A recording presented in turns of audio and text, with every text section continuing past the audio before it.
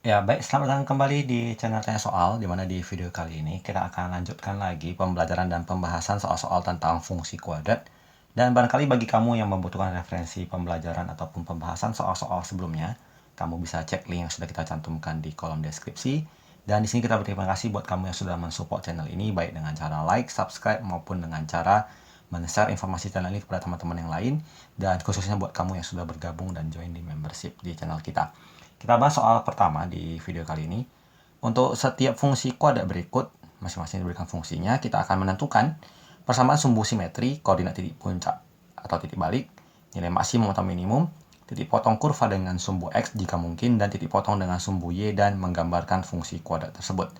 Jadi kita mulai dari soal yang pertama. Kita tuliskan bahwa fx-nya sama dengan X kurang 4 kuadrat dikurang 8. Nah, kalau kita cari yang pertama adalah sumbu simetri, kita buat poin pertama. Kita tuliskan bahwa untuk X kurang 4 kita buat sama dengan 0, berarti X-nya sama dengan 4. Berarti ini sumbu simetrinya adalah di X-nya sama dengan 4. Kemudian untuk yang poin kedua, untuk menentukan titik balik atau titik puncaknya, kita perhatikan bahwa untuk X kurang 4 kuadrat kurang 8, angka konstanta paling di sebelah kanan itu adalah minus 8. Berarti nilai dari Y puncaknya adalah minus 8. Dan ketika kita sudah mendapatkan nilai Y-nya, maka koordinatnya adalah di titiknya X, Y, 4, minus 8. Kemudian di poin ketiga, yang kita cari adalah nilai maksimum ataupun minimum. Untuk menentukan nilai maksimum atau minimumnya, kita perhatikan koefisien X kuadratnya. Jadi, untuk ini, X kurang 4 kuadrat kurang 8, maka koefisien dari si X kuadratnya bernilai positif. Artinya bentuk kurvanya akan dari atas turun ke bawah, kembali ke atas. Berarti titik yang paling rendahnya itu berarti nilai minimum. Berarti mempunyai nilai minimum.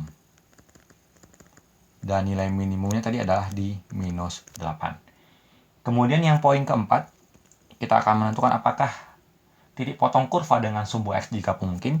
Kita akan cari dengan menjabarkan fungsinya tadi yang X kurang 4 kuadrat kurang 8. Kita jabarkan menjadi Y sama dengan X kuadrat kurang 8X tambah 16 kurang 8. Y-nya menjadi X kuadrat kurang 8X tambah 8. Nah, di sini kita akan terlebih dahulu mengecek apakah kita memungkinkan untuk mencari titik potong dengan sumbu X. Kita cari nilai D-nya, yaitu B kuadrat dikurang 4AC. Berarti minus 8 kuadrat kurang 4 kali 1 kali 8. Hasilnya adalah 64 dikurang 32. Nilainya 32. Karena nilainya adalah positif, berarti memungkinkan untuk dapat dicari titik potong dengan sumbu X. Kita cari X-nya dengan menggunakan rumus min B plus minus akar D per 2A. Sehingga X-nya menjadi minus B. Minus dari minus 8 adalah 8. Plus minus akar 32, karena tadi nilai D-nya adalah 32. 32 itu bisa kita tuliskan sebagai 16 kali 2, berarti 4 akar 2. Per 2 kali 1, atau per 2. Berarti ini nilai X-nya yang pertama adalah 8 tambah 4 akar 2, kita bagi 2, menjadi 4 tambah 2 akar 2. Dan X yang kedua adalah 4 kurang 2 akar 2. Dan karena angkanya ini dalam bentuk akar, kita kalkulatorkan saja. Berarti posisi X1 dan X2-nya seperti ini. Dan kalau kita gambarkan, menggunakan beberapa titik yang sudah kita peroleh, yang tadi nilai titik potongnya, kemudian titik puncaknya di 4,8 di sini, dan titik potong dengan sumbu Y yang belum kita kerjakan, kita substitusikan nilai X-nya adalah 0. Berarti Y sama dengan 0 dikurang 4 dikuadratkan dikurang 8. Berarti Y sama dengan 16 kurang 8. Y-nya 8, berarti titik potongnya adalah 0,8. Kita tambahkan 0,8 di sini. Dan kita hubungkan beberapa titik tersebut, dan sudah kita dapatkan kurvanya. Dan tanggapannya tentang hubungan dengan X kuadrat tadi adalah, kalau kurva X kuadrat kurang lebih bentuknya seperti ini, adalah translasi atau pergeseran. Kita tulis di bawah saja. Berarti adalah pergeseran kurva X kuadrat sejauh 4 ke kanan dan 8 ke bawah. Kita lanjut ke soal yang kedua. Kurvanya adalah fx sama dengan minus dari x kurang 12 kuadrat kurang 15. Di poin yang pertama, kita akan mencari sumbu simetri. Kita tuliskan sebagai X kurang 12 sama dengan 0, maka kita peroleh X sumbu simetrinya sama dengan 12. Poin kedua, kita mau mencari nilai Y puncaknya. Kita perhatikan konstanta yang paling kanan, yaitu minus 15.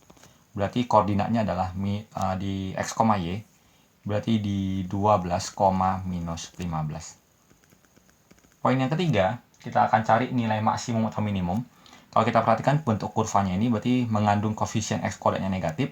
Berarti bentuk kurvanya dari bawah ke atas, maka mencapai nilai maksimum. Karena titiknya di titik yang paling tertinggi, yaitu sebesar minus 15. Poin keempat, kita disuruh titik potong dengan sumbu X jika memungkinkan. Maka dari itu kita jabarkan dulu kurvanya. Kita tuliskan Y sama dengan minus dari X kurang 12 kuadrat kurang 15. Menjadi negatif dari X kuadrat kurang 24X tambah 144 kurang 15. Menjadi minus X kuadrat tambah 24X kurang 144 kurang 15, berarti menjadi minus 159. Dan dari sini kita akan coba mencari nilai D-nya, yaitu B kuadrat kurang 4AC. Jadi kita substitusikan nilainya menjadi sama dengan 24 kuadrat kurang 4 kali min 1 kali min 1, 59. Kita hitung 24 kuadrat, kemudian menjadi kurang 4 kali 1, 59. Hasilnya sama dengan negatif 60. Karena nilai D-nya 60, berarti tidak ada perpotongan dengan sumbu X. Sementara untuk sumbu Y bisa kita cari dengan mensubstitusikan nilai X-nya 0. Berarti Y sama dengan minus dari 0 kurang 12 kuadrat kurang 15 menjadi minus 159. Dan kalau kita gambarkan koordinat titik puncaknya, yaitu di 12, min 15, ini 12, ini min 15, kita tandai titiknya. Kemudian titik potongnya di 0, min 159, cukup jauh ke bawah, tidak bisa kita gambarkan karena terlalu jauh. Tapi kalau mau kita paksakan, misalnya 159 minus, kita hubungkan saja seperti itu dengan titik puncaknya. Kemudian bagaimana polanya?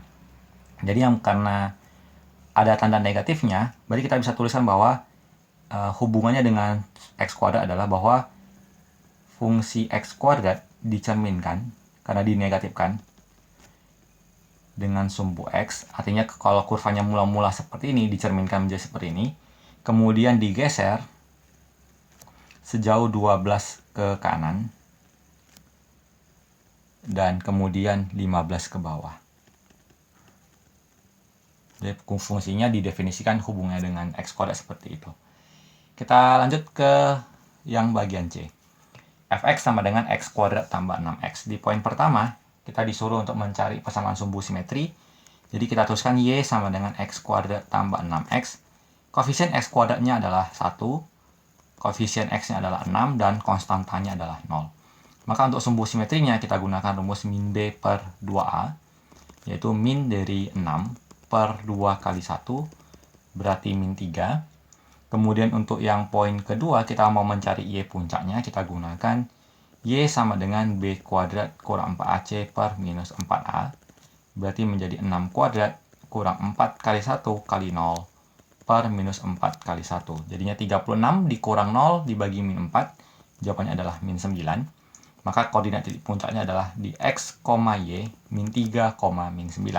Maka kita tandai titik puncaknya tadi yang ini, di X-nya min 3 dan di Y-nya min 9. Kemudian di poin ketiga, kita disuruh untuk mencari nilai maksimum atau minimum.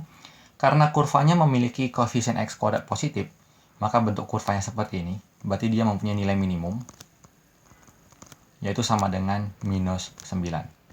Di poin keempat, kita mau menyelidiki apakah ada titik potong dengan sumbu X. Kalau kita uji B kuadrat kurang 4AC-nya, berarti 6 kuadrat kurang 4 kali 1 kali 0 sama dengan 36. Artinya bisa dicari dan mempunyai akar yang 36 ini bisa diakarkan ya. Jadi kita bisa faktorkan X kuadrat tambah 6X ini menjadi X kali X tambah 6. Berarti X-nya sama dengan 0 dan X-nya sama dengan minus 6. Berarti dari sini kita tandai di 0 dan min 6. 0 di sini, min 6 di sini. Kemudian kita cari lagi titik potong dengan sumbu Y, berarti Y sama dengan 0 kuadrat tambah 6 kali 0. Kebetulan hasilnya sama di 0,0. Dan kita bisa menghubungkan ketiga kurva ini, kita gambarkan sampai nilai minimumnya, kemudian kembali ke atas.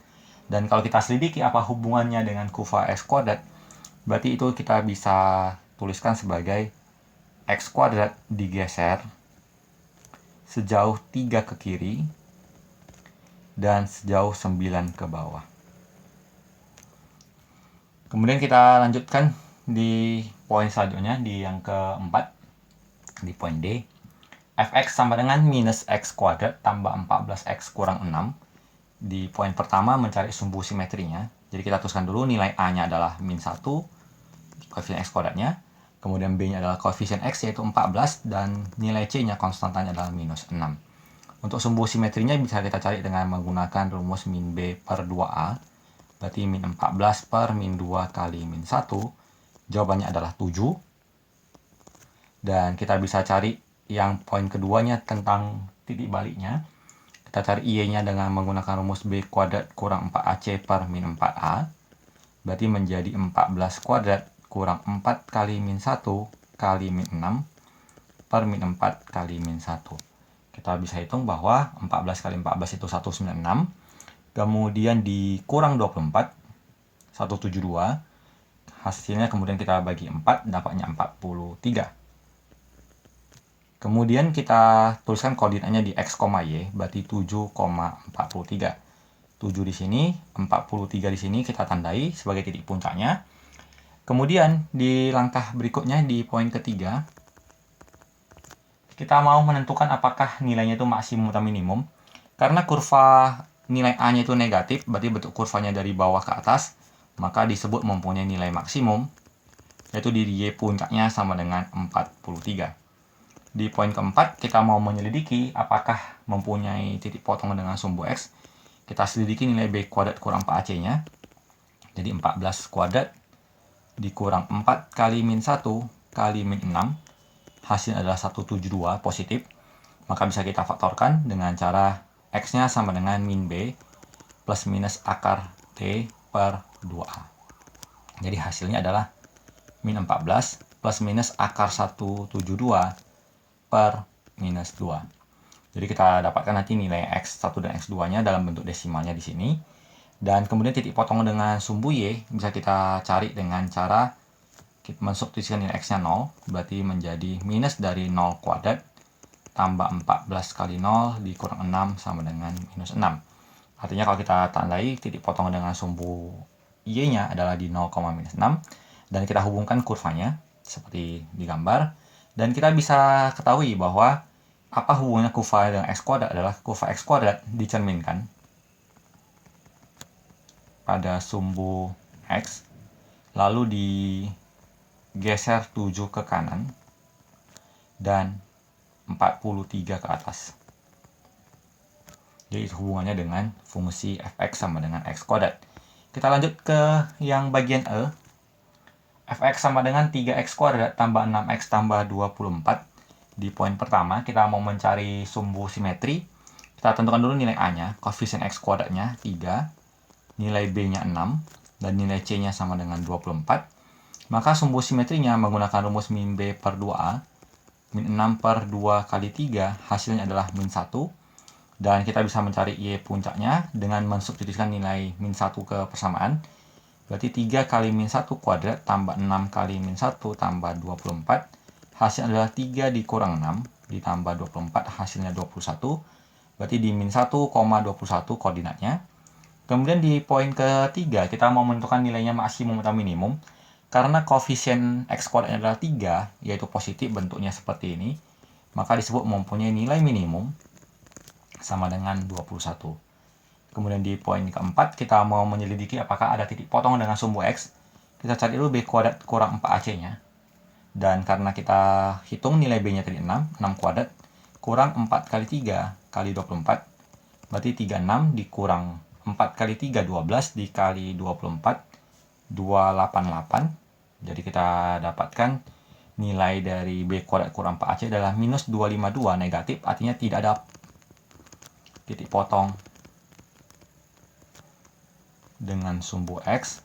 Tapi untuk sumbu Y bisa kita cari dengan cara Y sama dengan mensubstitusikan nilai X-nya 0, 3 kali 0 kuadrat tambah 6 kali 0 tambah 24, kita peroleh 24, artinya titik potongnya adalah di 0,24.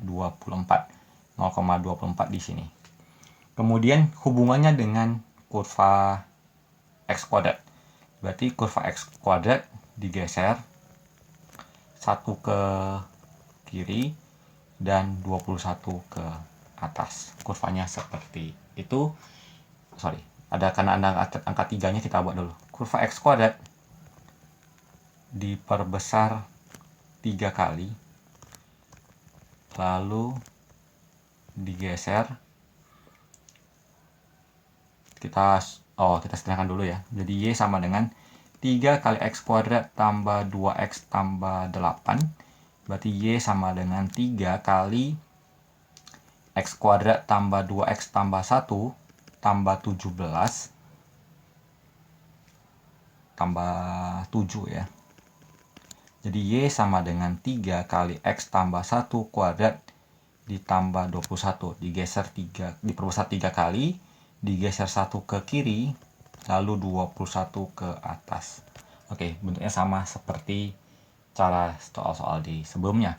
Demikian pembahasan soal di nomor 1. Semoga apa yang ditampilkan bisa dipahami. Semoga bermanfaat dan sampai jumpa di soal selanjutnya.